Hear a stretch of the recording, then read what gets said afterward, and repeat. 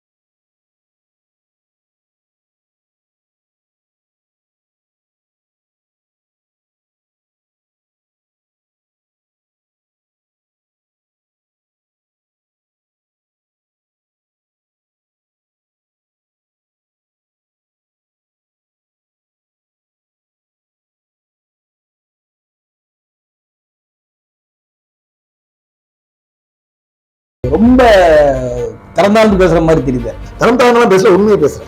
இன்னைக்கு நல்லா தெரியும் விஜய் என்ன திரையில பண்ணாலும் அது இங்க சின்ன குழந்தைங்க பண்ணுது. அப்போ அந்த ஒரு வார்த்தைகள் வந்து எல்லா குழந்தையும் உச்சரிக்க ஆரம்பிச்சிருச்சு. இப்ப நீங்க சென்சார் போர்டு அதிகாரி பாலமுரளி வந்து விஜய் செஞ்சது குற்றம் சொல்றாரு இல்லையா?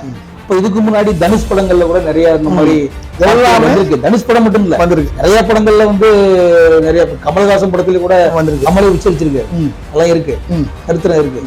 அதெல்லாம் சென்சார் அதிகாரி காணாம இப்ப விஜய்க்கு மட்டும் அவர் செஞ்சது குற்றம் எப்படி சொல்றாரு? நாங்க குரல் கொடுக்க வேண்டிய அவசியம் கிடையாது. தனுஷ்ல பொது வாழ்க்கைக்கு வந்தாரு, அவர் ரசிகர்கள் வந்து போய் எல்லா சிலைக்கும் மாலை போடுங்க, விஜய் நற்பணி பண்ணுங்க சொன்னாரு. அவர் அரசியலுக்கான அடித்தளத்தை யாருமே அமைக்கல, விஜய் அமைக்கிறாரு. எங்கள்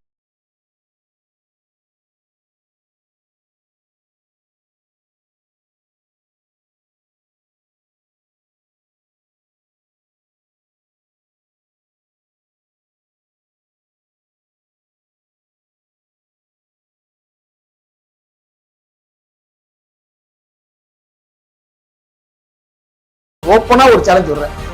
நீங்கள் ஒரு ஆண் மகனாக இருந்தால் ஓகேவா, இத்தனை கோடி ரசிகர்கள் மட்டும் இருக்காங்க, தடித்த வார்த்தை.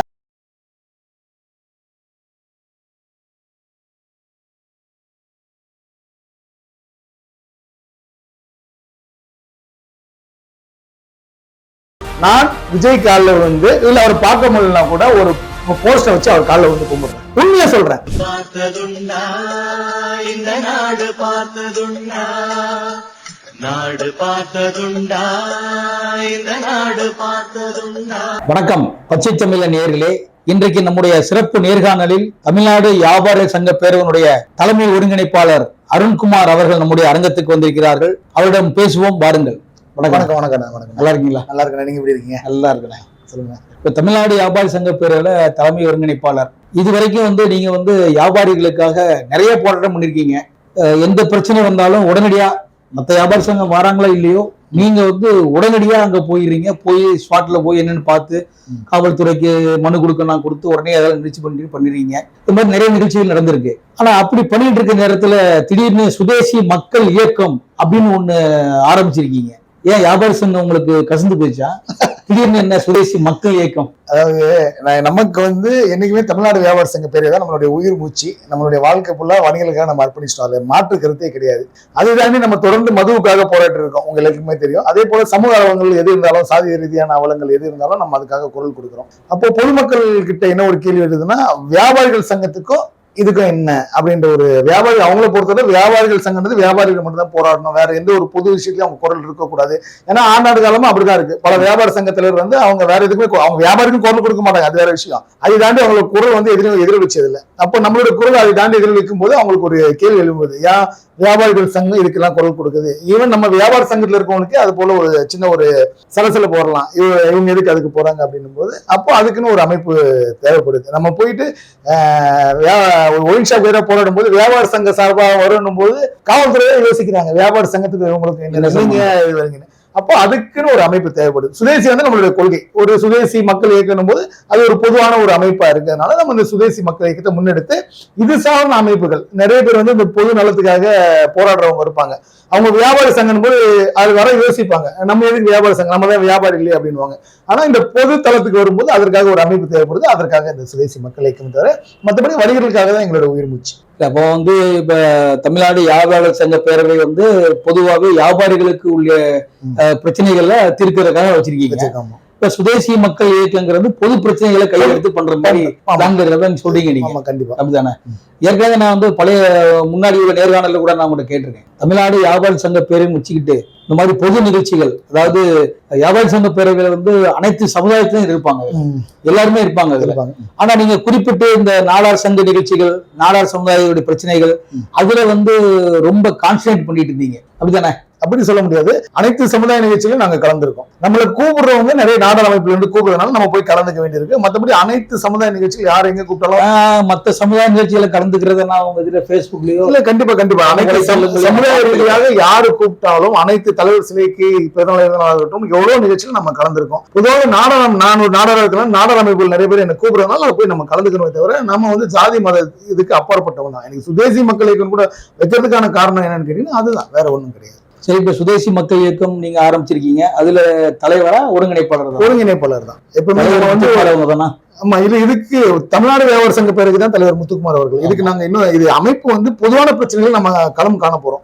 இப்போ அனைத்து அமைப்புகளும், அதாவது சிதறி கிடைக்கிற சின்ன சின்ன பேர் வந்து நிறைய பேர் வந்து 4 பேர் 5 பேர் வந்து சில அமைப்புகள்ல இருப்பாங்க, அவங்களால பெரிய அளவுல களம் காண முடியாது. அப்போ அந்த மாதிரி சின்ன சின்ன அமைப்புகளை ஒரு குறையின் கீழே கொண்டு வரணுன்றது என்னோட ஒரு மிகப்பெரிய ஆசை எப்பவுமே. ஏன்னா ஒரு இருக்கை தட்டினாதான ஓசை வரும். இப்போ வியாபார சங்கம் போது எங்களுக்கு வந்து தமிழ்நாடு முழுக்க ஒரு மிகப்பெரிய நெட்வொர்க் இருக்கு, அதனால எதையும் எங்களால் சாதிக்க முடியும். ஆனா இந்த மாதிரி பொது பிரச்சனை வரும்போது நிறைய பேர் வந்து கட்சி சார்ந்த இருக்க வந்து எல்லாத்துக்கும் குரல் கொடுக்க மாட்டேன்றாங்க. அப்போ அவங்கள ஒருங்கிணைக்கணும். சில பேர் பயப்படுவாங்க, பொதுத்தளத்துல வந்து போராட்டத்துக்கு பயப்படுறாங்க.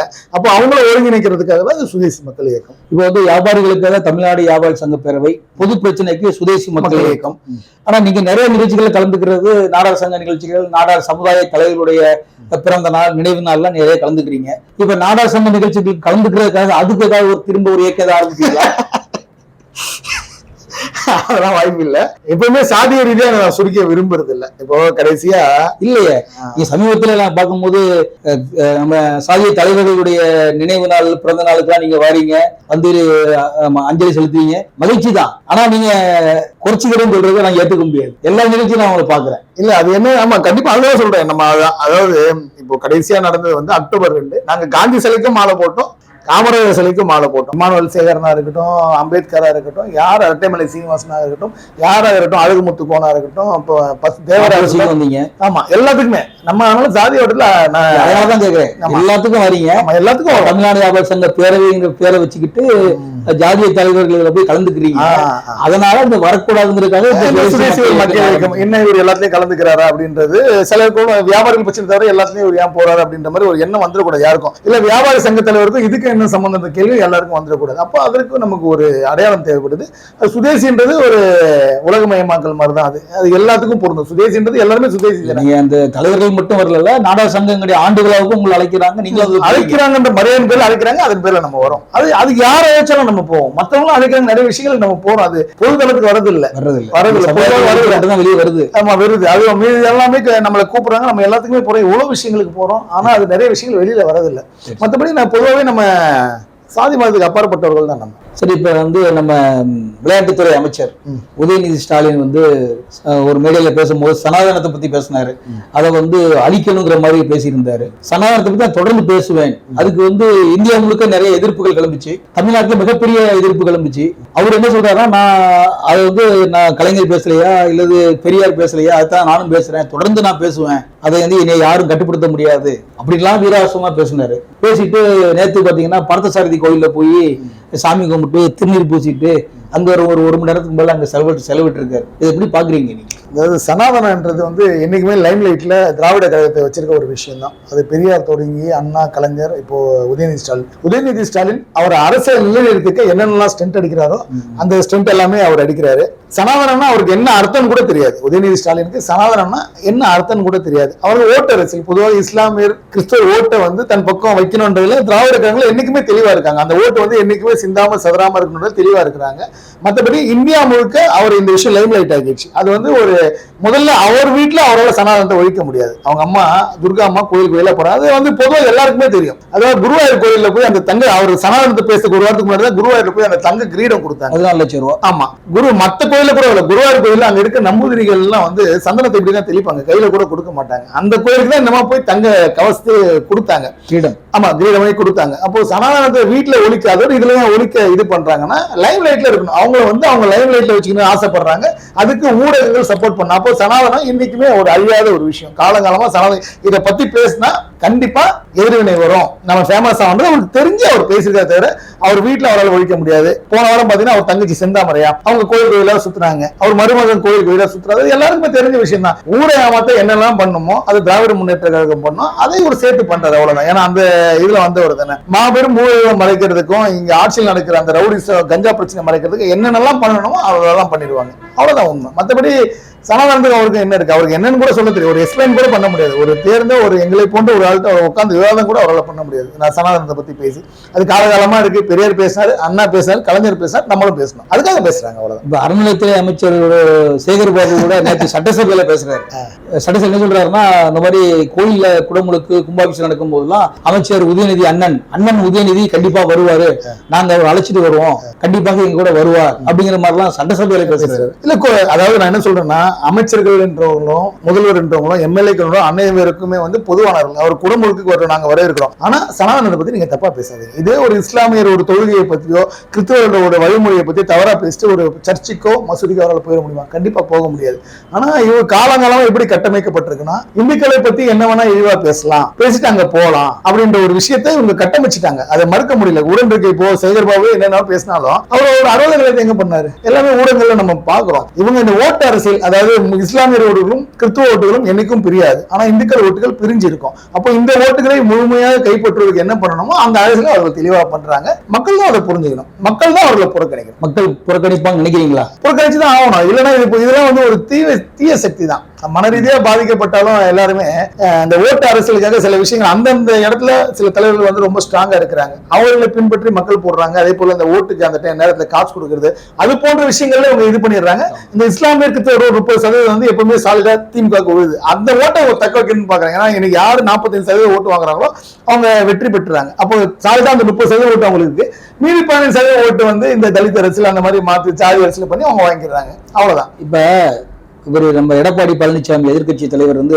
சட்டசபையில பேசும்போது சொல்றாருன்னா, கோவை குண்டுவெடிப்பு வழக்குல நிறைய பேர் ஜெயிலில் 36 வருஷமா இருக்காங்க, அவங்கள வந்து விடுதலை பண்ணணும் அப்படிங்கிற மாதிரி நேற்று வந்து ஒரு தீர்மானத்தை கொண்டு வர்றாரு.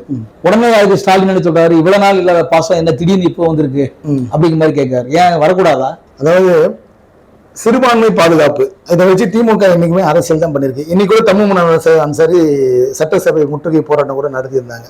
அதாவது அதிமுகவும் சரி திமுகவும் சரி என்னைக்குமே இஸ்லாமியர்கள் மேல ஒரு அன்போடு இருக்க கட்சிகள் தான். திராவிட கட்சிகளை பொறுத்தவரை அவங்க இன்னைக்கும் ஒரு அன்போடு இருக்க கட்சிகள் தான். அந்த நீண்ட நாள் சிறையில இருந்து வெளில வரணும்ன்றதுல மாற்று கருத்தே கிடையாது நமக்கு. அதை எதிர்கட்சி தலைவர் அவர் சொல்றாரு, அதுல இதுல அரசியல் இருக்கு. நீங்க என்ன எதிர்கட்சி தலைவரா இருந்தீங்க? இப்போ இந்த டீச்சர் போராட்டம் நடந்தது, எதிர்கட்சி தலைவராக என்ன பண்ணீங்க? போய் எல்லாரையும் கும்பிட்டு எங்க ஆதரவு உங்களுக்கு என்னங்க? அதே ஆளு நீங்க வந்து போலீஸை வச்சு வலுக்கட்டாயமா கொண்டு போய் குண்டு கட்டா கொண்டு தூக்கிட்டு போய் போட்டீங்க. அது வந்து அரசியல். இப்போ எதிர்க்கட்சி தலைவர் அங்க பேச வேண்டிய கடமையில இருக்கு, அவர் பேசுறாரு. இன்னைக்கு அந்த விஷயம் லைம் லைட்ல இருக்கு. அந்த நீண்ட நாள் சிறையில் வந்து விடுதலை பண்ணுவோம்னு சொல்லி தான் நீங்க ஆட்சிக்கு வந்தீங்க.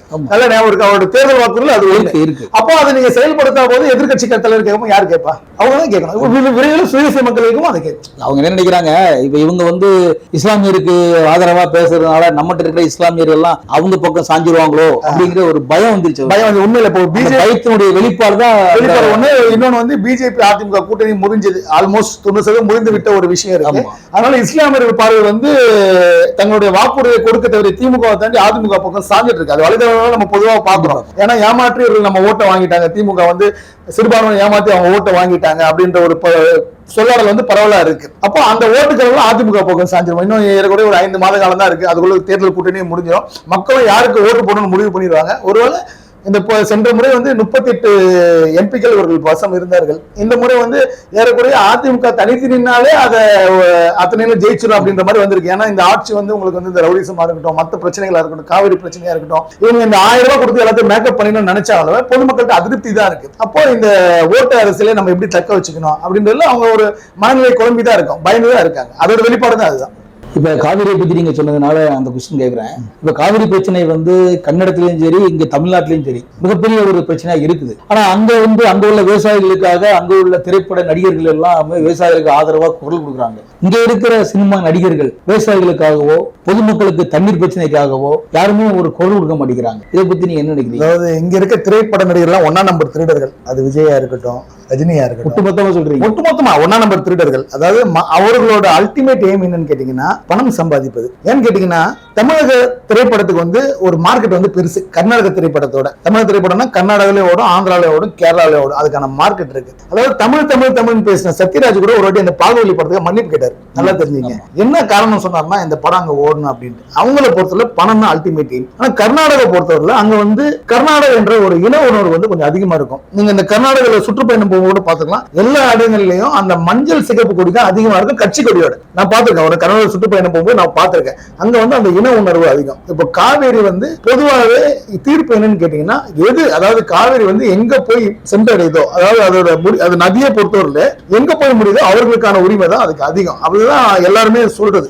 அப்ப காவேரி அங்க குடகு மலைகள் தோன்றினாலும் அதனோட பாசன பரப்பு சரி, அதை நம்பி இங்க பல லட்சம் குடும்பங்களும் பல லட்சம் பாசன பரப்பும் இங்க இருக்கு.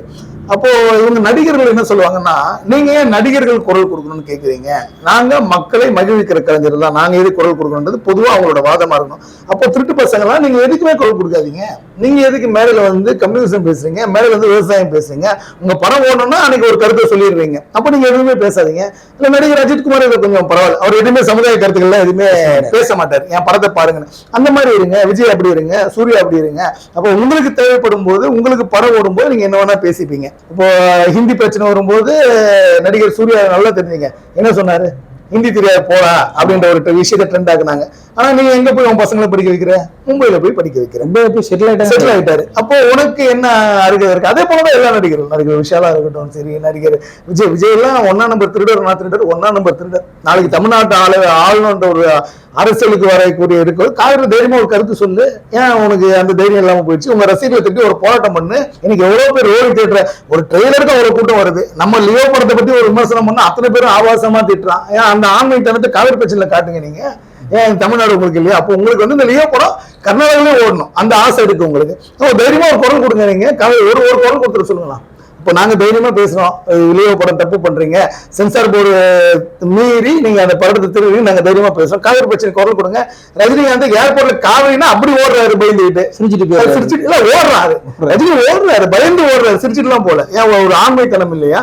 ஏன் தமிழ்நாட்டுக்கு உரிய தண்ணீரை உச்ச நீதிமன்றம் கொடுக்குன்னு சொல்லிச்சு, அந்த உச்ச நீதிமன்ற தீர்ப்பை கர்நாடகா மதிக்க வேண்டும்னு ஒரு சின்ன குரல் கூட உங்களுக்கு துப்பு இல்லையா? ஓகே, அவன் பண்றான்ல, கர்நாடகா பண்றாங்கல்ல. எதுக்காக சொல்றேன்னா, அப்படின்னா நீங்க வந்து சமூக பிரச்சனை எதுக்குன்னு தலையிடாதீங்க. நாங்க இந்த கேள்வி கேட்க மாட்டோம். சமூக பிரச்சனை நீங்க பேசும்போது நாங்க இந்த கேள்வி கேட்போம், கண்டிப்பா கேட்போம். அந்த முதுகெலும்பு இல்லாதவர்கள் தமிழ் திரைப்படங்கள் அவர்களுக்கு பணம் முக்கியம். லியோ பிரச்சனைக்கு அப்புறம் நீங்க வந்து விஜய் வந்து ரொம்ப தரம் தாழ்ந்து பேசுற மாதிரி தெரியுது. தரம் தாழ்ந்து பேசல, உண்மையை பேசுறேன். உண்மையை பேசுறது வேற, தரம் தாழ்ந்து பேசுறது. அதுல என்ன சொல்றீங்கன்னா, விஜய் வந்து அந்த கெட்ட வார்த்தையை பேசுறாரு, இதை வந்து நீங்க கண்டிக்கிறீங்க. கண்டிக்கும் போது அவங்களுக்கு என்ன ஒரு தைரியம்னா, நீங்க என்னடா புடுங்கிருவீங்க, அந்த என்ன புடுங்கிருவீங்க, அந்த புடுங்கிருவீங்க வேர்டு கொஞ்சம் கடினமான வேடா இல்ல. அவரு அரசை பார்த்து கேட்கறதான் கேட்டேன். அதாவது இந்த ஒரு விஷயம் வரும்போது நம்ம முதல்ல ஒண்ணு சொல்லிருக்கேன், எதற்காக விஜயை நீங்க குறிவைத்து தாக்குறீங்க அப்படின்ற ஒரு கேள்வி எல்லாம் வருது. அவரை வச்சு நீங்க ஃபேமஸ் ஆக போறீங்களா? ஒரே ஒரு விஷயம் இது வாயிலா எல்லாத்தையுமே சொல்லிக்கிறேன், பச்சை தமிழ் நாயர் வாயிலா ஒரே ஒரு விஷயம் தான். என்னைக்கு பொது வாழ்க்கைக்கு ஒரு மனிதன் வரானோ, வர ஆயத்தப்படுறானோ, தன்னை பின்பற்றுவது பொது வாழ்க்கை ஈடுபடுத்துறானோ, அவர்கள் விமர்சனத்துக்கு உட்பட்டவர்கள் தான். நல்லது, அவர்கள் விமர்சனத்துக்கு உட்பட்டவர்கள் பொது வாழ்க்கைக்கு முதல்ல வரணும். இப்ப விஜய் போன்றவர்கள் என்னைக்கும் பொது வாழ்க்கைக்கு வந்துட்டாங்க. அதாவது போன எலெக்ஷன்ல கூட விஜய் ஒரு சைக்கிள் வந்து ஓட்டு கேட்டார், உங்க எல்லாருக்குமே நல்லா தெரியும். ஓகேவா? எதுக்காகனா பெட்ரோல்ல ஓட்டு கேட்டாரு, ஓட்டு போட வந்தாரு. சரி, வந்தாரு. அதோட அர்த்தம் என்னன்னு கேட்டீங்கன்னா, பெட்ரோல் டீசல் விலை ஏறி போயிடுச்சு. மத்திய அரசுக்கு எதிராக அதுல வந்து அவரோட பங்களிப்பு, பெரிய பங்களிப்பு உங்க எல்லாருக்குமே தெரியும். அதே போல போட்டிருந்த ட்ரெஸ் கூட, அந்த ட்ரெஸ் கோட் கூட உங்களுக்கு கருப்பு சிகப்பு அந்த ட்ரெஸ் கோட்ல தான் வந்தாரு. அதாவது திமுகவுக்கு ஆதரவா ஓட்டு சேகரிச்சார். அதான் மறைமுகமா தன்னுடைய ரசிகர்கள். ஆமா. அதே போல அதுக்கு முந்தின எலெக்ஷன்ல கூட ஒரு விஷயம் சொல்லியிருந்தாரு. அந்த முதல்வர் ஜெயலலிதா வரும்போது கூட, இந்த ஆட்சி வர்றதுக்கு என்னால ஒரு அணில் போல நான் உதவி செஞ்சேன். அவர் சொன்ன ஸ்டேட்மெண்ட் தான். அவர் அன்னைக்கு அரசியலுக்கு வந்துட்டாரு. அப்ப நம்ம என்ன சொல்றோம்னா, இன்னைக்கு விஜய் ஒரு மிகப்பெரிய நடிகர், அதை மாற்று கருத்துலாம் கிடையாது. அவர் தான் இந்தியாவில் அதிக ஃபேன்ஸ் கொண்ட நடிகர். அவர் பின்பற்றி பல லட்சம் இளைஞர்கள் இருக்காங்க. அதாவது அவரோட கண்ணசில் காத்து பல லட்சம் இளைஞர்கள் இருக்காங்க. இந்த அக்டோபர் 2 கூட அவர் தலைமை நற்பணி மன்றம் என்ன சொன்னாங்கன்னா, தியாகிகளுக்கு மாவட்டம் தோறும் அனைவரும் போய் மரியாதை செய்யுங்கன்னு சொல்லிட்டு ஸ்டேட்மெண்ட் வருது. அதாவது நீங்க நல்லா பார்த்திருப்பீங்க, இன்னைக்கு கடைசியா அந்த அக்டோபர் 2 கூட மற்ற அரசியல் கட்சிகளோட விஜய் ரசிகர் தான் கூட்டம் அதிகமா இருந்தது. அதுக்கு முன்னாடி சீபா ஆதித்தனார் அவரோட விஷயத்துக்குமே விஜய் ரசிகர் மன்றம் மற்ற கட்சிகள் 20 பேர் வந்தாங்க. மாப்போசிக்கு குறைந்தபட்சம் ஒரு 100 பேர் வராங்க. அப்போ இளைஞர்களை அரசியல ஈடுபடுத்த நீங்க தயாராயிட்டீங்க. அப்போ 2 மாசத்துக்கு முன்னாடி இந்த பாடல் வரும்போது அந்த பாட்டு ஒண்ணு வந்தது, இந்த சரக்கு அடிக்கிற தூண்ட ஒரு பாட்டு வந்தது. அதுக்காக நம்ம டிஜிபி ஆபீஸ்ல அவர் கைது பண்ணலாம் நம்ம கம்ப்ளைண்ட் கொடுத்தோம். ஏன்னு கேட்டீங்கன்னா, தன்னை பின்பற்றும் இளைஞர்களை தவறா வழி நடத்துறாரு. ஏன்னா யூடியூப்ல வந்து நீங்க சென்சார் கிடையாது. அப்போ யூடியூப்ல தான் அந்த பாட்டு ரிலீஸ் ஆகுது. அப்போ தணிக்கையில போனா அந்த பாட்டு வரிகள் நீக்கிறாங்க. இப்போ எங்களோட போறதுக்கு கூட அந்த பாட்டு வரிகள் நீக்கினாங்க. அது எல்லாமே நிதர்சனமான உண்மை. அப்போ தப்புன்னு பாட்டு வரி நீக்கிறாங்க. நீங்க போய் அந்த சென்சார்ல போய் ஒரு மனு கொடுத்தீங்க இல்லையா? மனு கொடுத்தோம். அதுக்கப்புறம் நீக்கிருக்காங்கன்னு சொல்றீங்க? இல்ல, அதுக்கு முன்னாடி பாடல் சொல்றேன். இது வந்து அந்த வார்த்தைகள். ஆமா, அந்த பாடல் வரிகளே சென்சார் போர்டு நீக்கிட்டாங்க. அந்த மது குறித்து வர வார்த்தைகள், சீரல் குறித்து வரதெல்லாம் சென்சார் போர்டுல நீக்கிட்டாங்க. அப்போ அது தப்புன்றனால தான் நீக்கிறாங்க. அப்போ நீங்க ஒரு தவறை யூடியூப்ல சென்சார்ன்றதுக்காக நீங்க யூடியூப்ல வெளியிடுறீங்க. அந்த பாட்டு வைரல் ஆகணும், அதை வச்சு கல்லா கட்டணும் நீங்க வெளியிடுறீங்க. அது நீக்கினதுக்கு அப்புறம் ட்ரெய்லர் வருது. குறிப்பா கோயில் தேட்டர்லாம் என்ன பாட்டு பாடுறது உங்களுக்கு தெரியும். அந்த ட்ரெய்லர்ல ஆபாசமான ஒரு வார்த்தையை சொல்றாரு. அதை தாய் குலத்தை இழிவுபடுத்துற மாதிரி, பெண்களை இழிவுபடுத்துற மாதிரி, விபச்சாரி மகன்ற மாதிரி ஒரு வார்த்தையை வெளியே சொல்றாரு. இன்னைக்கு நல்லா தெரியும், விஜய் என்ன ட்ரெய்லர் பண்ணாலும் அதை நீ சின்ன குழந்தைங்க பண்ணுது. அப்போ அந்த ஒரு வார்த்தைகள் வந்து எல்லா குழந்தையும் உச்சரிக்க ஆரம்பிச்சிருச்சு. அப்போ நாங்க சென்சார் போர்டு போய் நம்ம என்ன ஒரு மனு கொடுக்குறோம்னா, நீங்க படத்தை வெளியிடுங்க, எங்களுக்கு ஒன்றும் பிரச்சனை கிடையாது, ஆனா அதுக்கு ஏ சர்டிஃபிகேட் கொடுங்க. நீங்க என்ன வேணா விட்டுங்க, ஏன்னா எனக்கு ஏ சர்டிஃபிகேட் கொடுத்தா அடல்ட் ஜோன்ல அவங்க பார்த்துட்டு குழந்தைங்களை ஏன் கெடுக்கிறீங்க அப்படின்னும் போதுதான் மதிப்புக்குரிய பாலமுருகன் அவர்கள் ஒரு விஷயம் சொல்றாரு. இவர்கள் தவறு செய்யல, குற்றம் செஞ்சிருக்காங்க, தெரிஞ்சே இந்த விஷயத்த பண்ணிருக்காங்க. அதாவது தணிக்கைக்கே வராமையே தியேட்டர்ல ரிலீஸ் பண்ணிருக்காங்க. இப்ப நீங்க சென்சார் போர்டு அதிகாரி பாலமுரளி வந்து விஜய் செஞ்சது குற்றம் சொல்றாரு இல்லையா? அப்ப இதுக்கு முன்னாடி தனுஷ் படங்கள்ல கூட நிறைய இந்த மாதிரி எல்லாமே இருக்கு. தனுஷ் படம் மட்டும் இல்ல, வந்திருக்கு. நிறைய படங்கள்ல வந்து நிறைய கமலஹாசன் படத்துல கூட வந்திருக்கு. கமலை உச்சரிச்சிருக்கு, அதெல்லாம் இருக்கு, சரித்திரம் இருக்கு. அதெல்லாம் சென்சார் அதிகாரி காணாம இப்ப விஜய்க்கு மட்டும் அவர் செஞ்சது குற்றம் எப்படி சொல்றாரு? ஆமா, அதாவது குற்றம் சொன்ன அதுதான் இது முழுக்க முழுக்க சென்சார்ல கைது செய்யப்படணும் இந்த விஷயத்துல. அதை விட்டுருங்க. நீங்க தனுஷ்காக குரல் கொடுக்கலன்னு கூட கேக்குறீங்க. நாங்க குரல் கொடுக்க வேண்டிய அவசியம் கிடையாது. தனுஷ்ல பொது வாழ்க்கைக்கு வந்தாரு, அவர் ரசிகர்களை வந்து போய் எல்லா சிலைக்கும் மாலை போடுங்க, விஜய் நற்பணி பண்ணுங்க சொன்னாரு. அவர் அரசியலுக்கான அடித்தளத்தை யாருமே அமைக்கல, விஜய் அமைக்கிறாரு. எங்கள் இந்த தமிழ்நாட்டில் தவறா இவங்க வழி நடத்துறாங்க, அதுக்காக தான் நாங்க அவரை எதிர்க்கிறோம். ஒரு அஜித் மாதிரியே தனுஷ் மாதிரி அமைதியா போயிட்டு நாங்க விஜய் பத்தி பேச வேண்டிய அவசியமே எங்களுக்கு கிடையாது. அப்போ தார்மீக பொறுப்பு எடுத்துக்கணும். விஜய் எடுத்து எப்படி இன்னைக்கு வரையும் அவங்க விளக்கம் கொடுக்கல. ஏதாவது விளக்கம் கொடுத்தாங்களா? நேற்று வந்து அந்த எல்லா திரையரங்களுக்கும் நோட்டீஸ் அனுப்பிச்சிருக்காங்க. ஆபாசமா ஒரு வார்த்தையை பண்ணிருக்காங்க. அது சென்சார் பண்ண போறாங்க. கண்டிப்பா அது 13 இடத்துல கட்டு வந்துருச்சு. அப்ப தெரிஞ்ச ஏன் இதை பண்றாங்க அவங்க? அப்ப தெரிஞ்சு இப்ப ஏன் பண்றாங்கன்னா 2 நாளா வைரல் ஆகும், இதை பல பேர் எதிர்ப்பாங்க, இதை வச்சு இந்த பணத்தை எப்படி 1000 கோடியா மாத்தலாம். ஏன்னா இன்னைக்கு ஜெயிலரோட அதிகமா வசூலிக்க வேண்டிய கட்டாயம் வந்து இந்த படத்துக்கு வந்துருச்சு. வலைதளங்களும் அவங்களுக்குள்ள மோதல் வந்துச்சு, யார் சூப்பர் ஸ்டார். அதற்காக தவறாக வழி நடத்துகிறார், அவர் மேல நடவடிக்கை எடுங்க அப்படின்றத சொல்றோம். படத்துக்கு ஏன் சர்டிஃபிகேட் கொடுங்கன்னு சொல்லியிருக்கோம். இப்ப நீங்க சொல்றீங்க இல்லையா, இதை வந்து ஏற்கனவே லோகேஷ் கனகராஜ் என்ன சொல்லிட்டாங்க, இது வந்து என்னுடைய வற்புறுத்தல்ல நான் தான் அந்த டயலாக பேச சொன்னேன், அந்த சீனுக்கு இந்த டயலாக் போட்டா தான் நல்லா இருக்குங்கிறதுக்காக அது போட்டா இதனுடைய பின்விளைவுகளா அது என்னத்தான் சாரும், அது விஜயை சாராது அப்படிங்கிற மாதிரி அவரு டைரக்டர் சொல்லியிருக்காரு. விஜய் வந்து வாயில விரல் வச்சா கூட கடிக்க தெரியாத குழந்தை, அவர் டைரக்டர் சொன்னாரு பேச. அதாவது இதை வந்து அந்த அவருக்கு பின்னாடி இந்த விசில் அடிச்சா குஞ்சுங்க சுத்துது பாருங்க, அது வேணா நம்புவோம், நாங்க நம்ப மாட்டோம். இந்த படமே விஜய் படம் தான், விஜய் தான் டைரக்டர் செலக்ட் பண்றாரு. இனி உங்களுக்கு சினிமா பத்தி உங்களுக்கு தெரியாது ஒண்ணுமே இல்லை. சினிமா வந்து ஹீரோக்கள் கண்ட்ரோல்ல தான் இருக்கு.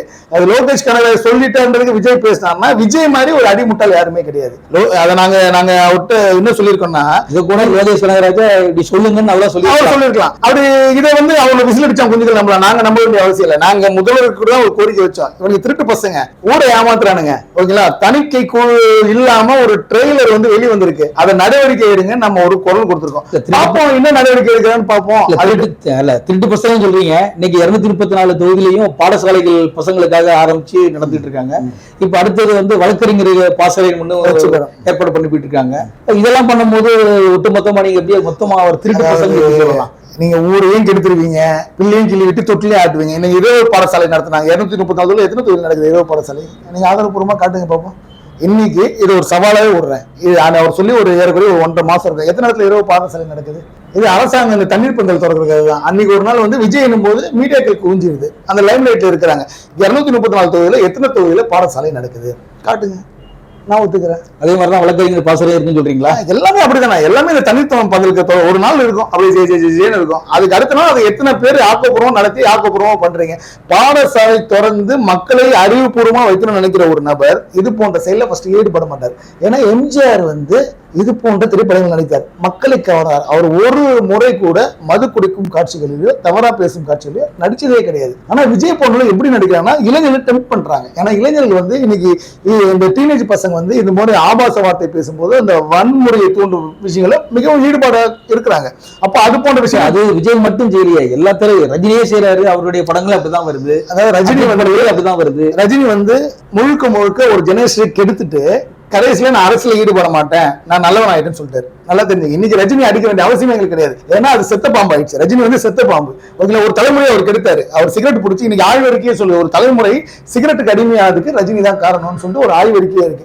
அடுத்த தலைமுறை விஜய் கெடுக்காத நான் சொல்றோம். அவர் எல்லாமே முடிச்சு உச்சகட்டத்துக்கு வந்ததுக்கு அப்புறம் என்ன சொல்றாருன்னா, நான் அரசியல ஈடுபட மாட்டேன்னு சொல்லிட்டாரு. ஏன்னா அவரை நம்பி நம்ம ஒரு வட்டச்செலவாயிரும் பொதுச்செலவாயிரும் சொல்லி எத்தனையோ பேர் அவ்வளவு சொத்துக்களை அளித்த அவலங்கள்லாம் உங்களுக்கு தெரியும். நீங்க எல்லாம் பத்திரிகைகள் இருக்கீங்க, நீங்க எல்லாம் காலகாலமா பார்த்திருப்பீங்க. அப்போ அதே விஷயத்தை விஜய் பண்ணிட கூடாதுன்றதுக்காக நாங்க சொல்றோம். எங்களுக்கு மத்தபடி என்ன இருக்கு, நாங்க விஜய்க்கு மட்டும் நாங்க எதிர்க்கிறோம். நாங்க எவ்வளவு பொது பிரச்சனை இவனுங்க இருக்கானுங்க பாருங்க, விஜய் எதிர்த்தா மட்டும் இந்த வீடியோக்கள் வந்து வைரல் ஆயிடுது. அதை மட்டும் பார்த்துட்டு நீங்க இதுக்கு முன்னாடி என்ன பண்ணீங்கன்னு சொல்லிட்டு நம்மள ஆபாசமா திட்டது. அவனுக்கு நம்ம இதுக்கு முன்னாடி நம்ம என்ன பண்ணணும் அவங்க பாத்துக்க மாட்டானுங்க. விஜய் நேரில் திட்டுறாங்க, ரொம்ப திட்டுறாங்க, கொலை பண்ணிடுன்றாங்க, என்ன வேணா பண்ணுங்க. நான் ஆமா போன்ல சொல்றாங்க, நான் தான் சொல்லிட்டேன், இருக்கிற இடமே சொல்லிட்டேன், வாங்க தர்க்க ரீதியா சந்திப்போம், என்ன பண்ணிட முடியும் பண்ணுங்க தான் நம்ம சொல்றோம். நம்ம இதுக்கு பயப்படுற ஆள்லாம் நம்ம கிடையாது. என்ன ஆமா இதுக்கு முன்னாடி நான் என்ன பண்ணேன்னு கூட உங்களுக்கு தெரிஞ்சிருக்காது. 4 வருஷம் என்னோட வரலாறு எடுத்து பாருங்க, நாங்க எத்தனை போராட்டம் பண்ணிருக்கோம், ஆர்ப்பாட்டம் பண்ணிருக்கோம், அதெல்லாம் இவங்க கண்ணுக்கு தெரியவே தெரியாது. விஜய் திட்டா மட்டும் கோபம் பொத்துட்டு வந்துடும். அப்போ ஒருத்தர் எதிர்க்கும் போது இவரோட வரலாறு என்னன்னு நீங்க பார்த்துட்டு தெரியணும். விஜயோட வரலாறு மாமியாருக்கு சோப்பு போட்டதுதான் அவர் வரலாறு ஆரம்பிச்சது. அதான உண்மை தானே, அது கவித்தத்துவமான காட்சியில தான் அவர் வரலாறு ஆரம்பிச்சது. நாங்க அப்படி கிடையாது, தொடர்ந்து மக்கள் பிரச்சனைக்காக நாங்க போராடிட்டு தான் இருக்கோம். விஜய் வந்து அரசியலுக்கு வந்து மக்களுக்கு நல்லது செய்யணும் அப்படிங்கிற மாதிரி அரசியலுக்கு வாரங்கிறாரு. நீங்க இன்னைக்கு ரோஹிணி தியேட்டர்ல நடந்த பிரச்சனை நீங்க பாத்துருக்கீங்க, நீங்க கண்டிச்சிருக்கீங்க. அந்த திரையரங்கத்தில் உள்ள இருக்கைகளை பூரா நாஸ்தி பண்ணிட்டாங்க. இதெல்லாம் பார்த்தா தெரியுது, உண்மைக்கே உதவாது. ஆனா அது நடந்த சம்பவத்தை விஜய் வந்து இதுவரைக்கும் ஒரு மன்னிப்பும் கேட்கல, இல்ல ரசிகர்களுக்கு ஒரு அறிவுரையும் சொல்லல. ஏன்பா அந்த மாதிரி எல்லாம் பண்றீங்க, எல்லாம் பண்ணாதீங்க, புது சொத்தை நாசம் பண்ணாதீங்க மாதிரி ஒரு அறிக்கையாக விடணும்.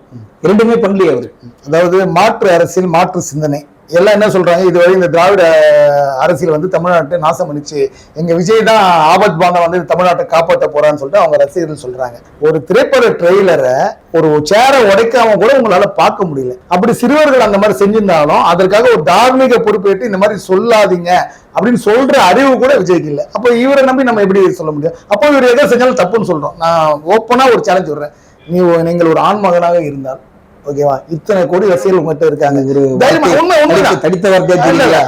ஒன்னே ஒண்ணு சொல்றேன், படம் 19 ரிலீஸ் ஆகுது, 19ஆம் தேதிக்கு முன்னாடி இந்த ஒரு 10 நாள்ல ஒரே ஒரு ஸ்டேட்மெண்ட், காவிரியில் தண்ணியை திறந்து விடுங்கள் அப்படின்னு ஒரு ஸ்டேட்மெண்ட் சொல்லிட்டா நான் விஜய் காலில் வந்து இல்ல அவர் பார்க்க முடியலன்னா கூட ஒரு போஸ்டர் வச்சு அவர் காலில் வந்து கும்பிடுறேன். உண்மையா சொல்றேன், 19ஆம் தேதி அந்த படம் ரிலீஸ் நினைக்கிறேன். இந்த 8 நாள்ல காவிரில இருந்து தமிழ்நாட்டுக்கு தண்ணியை திறந்து விடுங்க ஒரு ஸ்டேட்மெண்ட் விட்டுட்டோம். விட மாட்டாரு. ஏன்னா கர்நாடகால ஒரு படம் ஓடணும். ஒரே ஒரு அவர் ரசிகர்களுக்கே நான் ஓப்பனா ஒரு இது ஒரு வார்த்தை சொல்லுங்கப்பா, தமிழ்நாட்டுல இருக்கீங்க நீங்க என்ன வேணா திட்டுங்க, ஒரே ஒரு ஸ்டேட்மெண்ட் விடுங்க. எவ்வளவு பிரச்சனைகள் சொல்றீங்க, எவ்வளவு பிரச்சனை பேசுறீங்க, நாங்க மக்களுக்கு இதை பண்றோம், பாடசாலை வைக்கிறாரு. தமிழ்நாட்டுல இன்னைக்கு விவசாயி செத்துட்டு இருக்கான், ஒரு ஹார்ட் அட்டாக்ல செத்து போனான், 6 லட்சம் குறுவை பயிர்கள் நாசமாயிடுச்சு. ஓகேவா, நான் சொல்றேன் காவிரி எடுத்து நம்ம பேசுறோம், அந்த சித்தாராம எடுத்து நம்ம பேசுறோம். ஓகேவா, நீங்க பேசுங்க, பேச கூட வேணா, ஒரு ஸ்டேட்மெண்ட் விடுங்க, காவிரி தண்ணி அது தெரிஞ்சு விடுற அந்த சொல்ற தைரியம் அவருக்கு இருக்கா? இல்ல. அப்புறம் எதுக்கு நீங்க பொது வாழ்க்கைக்கு வந்துட்டு என்ன பண்றீங்க? அவருக்கு பணம் தேவை. அவர் ரசிகர்களுக்கே கேட்கிறேன், நீங்க உங்க தலைவர்கிட்ட சொல்லி ஒரு கோரிக்கை வைங்களா, தலைவரே ஒரு ஸ்டேட்மெண்ட் விடுங்கன்ட்டு. அதற்கு உங்களுக்கு துப்பு இல்ல. அப்புறம் எதுக்கு இந்த வலைதளங்கள் ஆபாசமா எல்லாருமே தான் பேசலாம், முகம் தெரியாது. இந்த திட்டம் ப்ரொஃபைல் போய் பாத்தீங்கன்னு வச்சுங்க, எல்லாமே லாக் பண்ணி வச்சிருப்போம். ஓகேங்களா, வலைதளங்கள்ல தங்களுடைய முகத்தை காட்ட கூட உங்களுக்கு தைரியம் இருக்கு, அவன் தான் திட்டுவான். உங்க தலைவரை சொல்லுங்க. நான் இப்போ இது ஒரு பச்சைத்தவன் வகையை சொல்றேன், உங்களுக்கு தெம்பும் திராணி இருந்தா ஒரே ஒரு வார்த்தை சொல்லுங்க பாப்போம், உங்களோட தைரியம் என்ன இருக்குன்னு பாப்போம். முதல்வர் மாதிரியே சொல்றீங்களே, தெம்பு இருந்தால் திராணி. ஆமா, உண்மைதான். தெம்பு திராணி இருந்தா சொல்லுங்க, காவிரி தண்ணி தொடர்பு சொல்லுங்க. சொல்லிட்டாங்கன்னா கர்நாடகால படம் ஓடாது, இல்லையோ நஷ்டமாயிரும். அதனால இவங்களோட அல்டிமேட் எய்ம் பணம். அதை வந்து ரசிகர்கள் புரிஞ்சுங்க. திரைப்படத்தை பாருங்க, அவ்வளவுதான். ரொம்ப நன்றிண்ணே. ஓகே, பரவாயில்ல. நாங்க கேள்விகளோட கேட்கணும்னு வச்சுட்டு இருந்தேன், அதனாலதான் அந்த கொஸ்டின்ஸ் உங்களோட கேட்கணும் வர சொன்னேன், வந்துட்டீங்க. ரொம்ப நன்றி. நன்றி.